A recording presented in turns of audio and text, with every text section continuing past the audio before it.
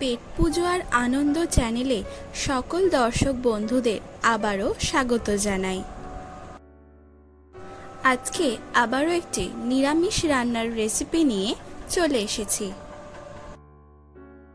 আজকে যে রান্নাটা আপনাদের সাথে শেয়ার করব সেটা হলো নবাবী ফুলকপি।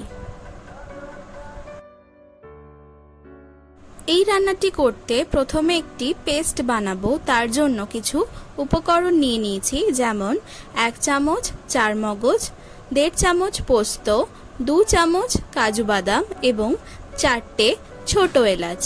এই সব কিছুর একটা স্মুথ পেস্ট বানিয়ে নেব। মিক্সার গ্রাইন্ডারে পেস্টটা বানিয়ে নিয়েছি, এটা এখন রেখে দিচ্ছি, পরে রান্নায় ব্যবহার করব।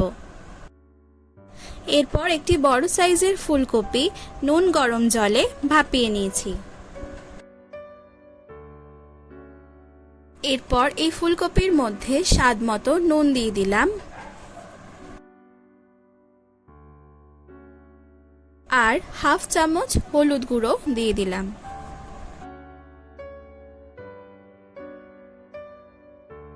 এরপর ভালো করে মাখিয়ে নিচ্ছি।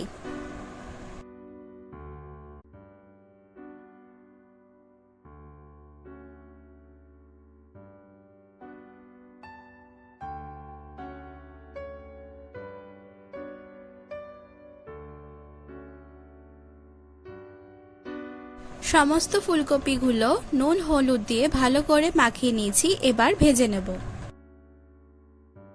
তার জন্য একটি কড়াইয়ে পরিমাণ মতো সাদা তেল দিয়ে দিলাম আর তেলটা গরম করে নেব।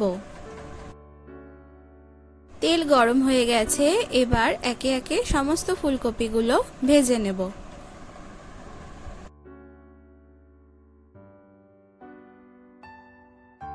এরকম উল্টে পাল্টে লাল লাল করে ভেজে নিচ্ছি।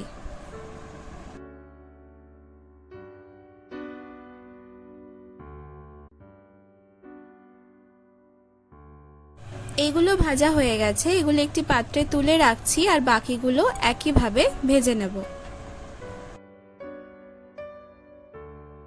এরপর এই ভাজা ফুলকপিগুলোর মধ্যে 1 চামচ আদা বাটা দিয়ে দিলাম, 1 চামচ কাঁচা লঙ্কা বাটা দিলাম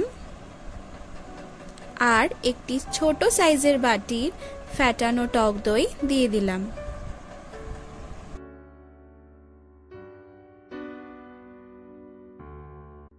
ভালো করে এবার ম্যারিনেশন করে নেব। ফুলকপিগুলো ভালো মতো ম্যারিনেট করে নিয়েছি, এটা 15 মিনিট মতো রেখে দেব।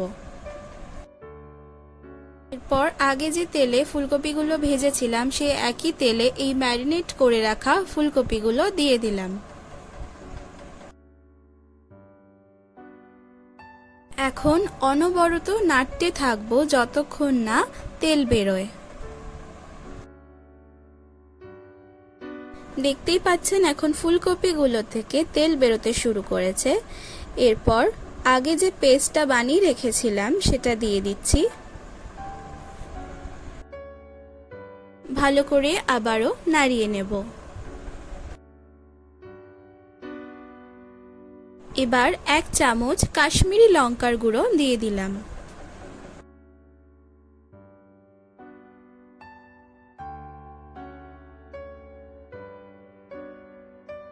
এরপর বাটি ধোয়া জলটা দিয়ে দিলাম।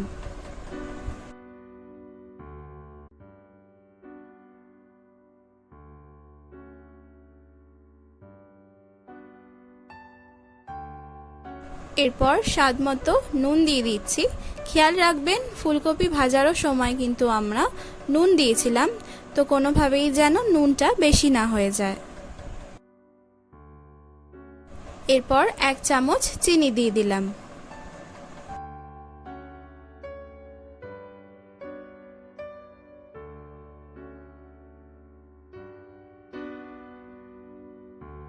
আমাদের আজকের রান্না এখন তৈরি হয়ে গেছে, এবার পরিবেশন করে নেব।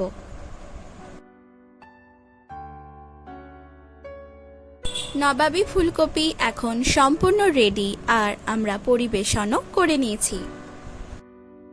এই রান্নাটি বাড়িতে ট্রাই করবেন, তার সাথে আমাকে কমেন্ট করে জানাবেন আপনাদের কেমন লাগলো। ভালো লাগলে অবশ্যই লাইক আর শেয়ার করবেন, আর চ্যানেলে নতুন হয়ে থাকলে চ্যানেলটি কিন্তু অবশ্যই করে সাবস্ক্রাইব করে দেবেন। সাবস্ক্রাইব করলে আরও নতুন নতুন রেসিপির সন্ধান নিয়ে খুব তাড়াতাড়ি আপনাদের কাছে পৌঁছে যেতে পারবো। ধন্যবাদ।